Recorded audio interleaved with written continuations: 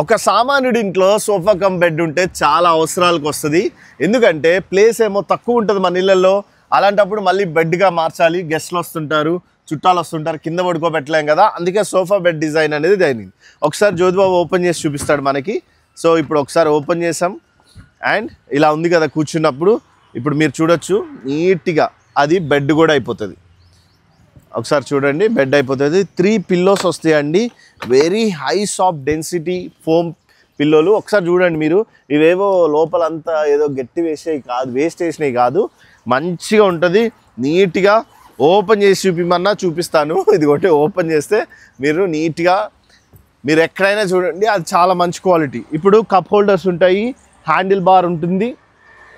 పడుకుంటే కంప్లీట్ ఎన్ని feets bed ఇది అన్న 6.5 ఉంటుంది. 6.5 బెడ్ ఇది.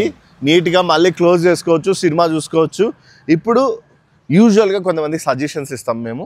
ఇవేమిటంటే పిల్లలు తక్కువ ఉన్న వాళ్ళ ఇల్లు అయితే బాగుంటుంది. హాల్ తక్కువ ఉన్న వాళ్ళకి ఎల్ షేప్ కానీ 5 సీటర్ కానీ సెట్ ఉన్న వాళ్ళకి ఇది బాగుంటుంది. ఎందుకంటే గెస్ట్ రూమ్లో సింగిల్ బెడ్ ఉన్న వాళ్ళకి గెస్ట్ వచ్చినప్పుడు కానీ సోఫాలో యూజ్ చేసుకోవచ్చు, ప్లస్ సోఫా కమ్ బెడ్ లాగా యూజ్ చేసుకోవచ్చు. డన్.